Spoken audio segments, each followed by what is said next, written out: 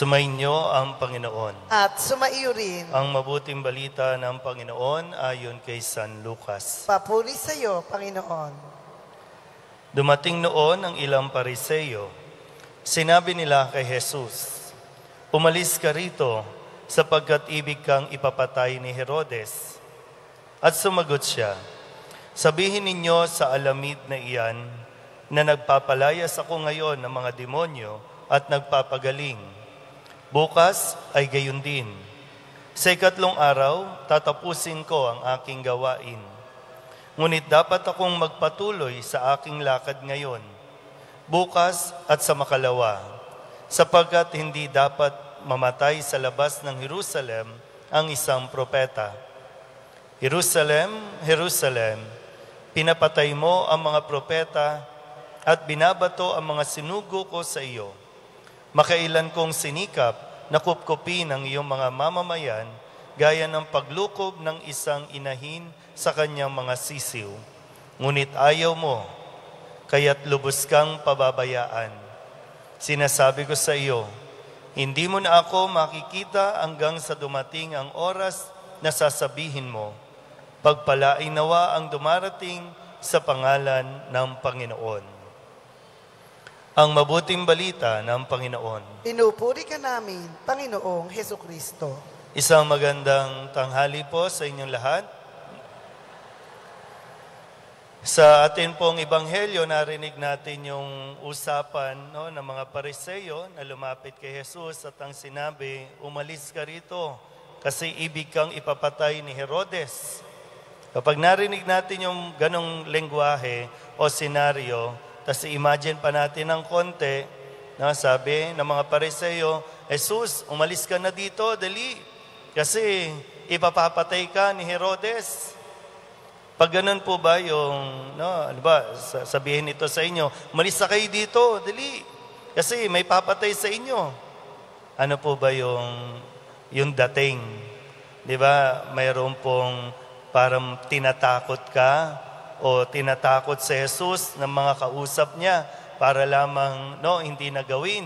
Bagamat totoo na hinahunting siya ni Herodes, pero kilala natin itong grupo ng Pariseyo na ayaw talaga kay Kristo at ginamit nila itong si Herodes para takutin si Kristo para hindi niya nagawin yung magpalayas ng demonyo, magpagaling ng mga may sakit, mangaral, para ihinto niya na ito. Di ba paano? Naiintindihan niyo ba? Nandun yung pananakot kay Kristo para hindi niya tuparin at gawin kung ano ang dapat niyang gawin. Masama ba yung ginagawa ni Kristo na magpagaling ng mga may sakit, magpalayas ng mga demonyo at magturo? Pangit ba yon? Sino talaga yung takot? Ang mga Pariseyo ba o si Kristo? Sino ba ang dapat matakot? Ang mga Pariseyo, si Herodes ba, o si Kristo? Kasi parang, kung ilalagay natin sa atin po, baka mamaya, ito yung isa sa mga mensahe na dapat ninyong marinig o kailangan mo. Kasi kadalasan, kaya hindi natin matupad-tupad ang ating pangarap, kaya hindi natin matapos-tapos ang ating misyon dahil pinangungunahan tayo ng takot. Dahil may mga taong nagsasabi sa atin, hindi mo kaya yan. O kaya, wag mong gawin yan. At madalas, naaapektuhan tayo dyan. Nakikinig tayo at pinakikinggan natin sila, kaya walang nangyayari tuloy sa mga buhay natin. Kasi po, sadyang, pag-isipan mo rin, pangit ba ang ginagawa mo? O sadyang, mayroon lang talagang natatakot na mawala sa posisyon o matanggalan o maagawan ng kasikatan, maagawan ng pansin kasi nung dumating ka, nung umaasenso ka, medyo may mga naiitsapwera. Kaya tuloy, di ba, umaabot sa punto, pwede kang siraan, pwede kang takutin. Pero ito nga, sabi sa ating ebanghelyo, sabi ni Kristo, hindi ako mapipigilan. Kahit ipapatay pa ako, para bang hindi ako matatakot.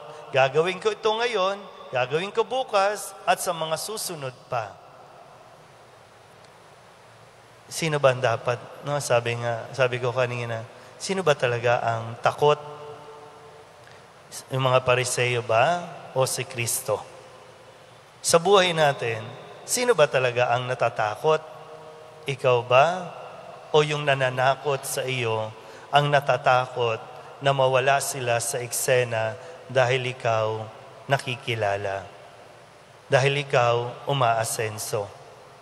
Ngayon, sabi ko nga, katulad ni Kristo, huwag mong pakinggan.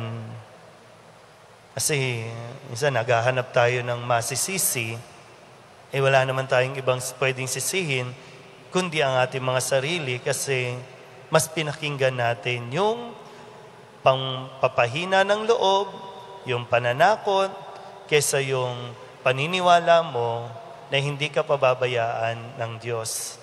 Ang sabi ni San Pablo sa unang pagbasa, sino bang makapaghihiwalay sa atin sa pag-ibig ng Diyos? Tayo lang din. So magdesisyon ka. Kahit anong pananakot pa, kung alam mong tama, kung alam mong mabuti, at kung alam mong ito ay ayon sa kagustuhan ng Diyos, panindigan mo. Kaya mo yan. Na kaya ni Kristo, kakayanin din natin yan. Marami pang darating para tayo hilain, para tayo panghinaan ng loob. Pero meron din Diyos na pwede nating kapitan kapag tayo po ay pinanghihinaan na. Amen?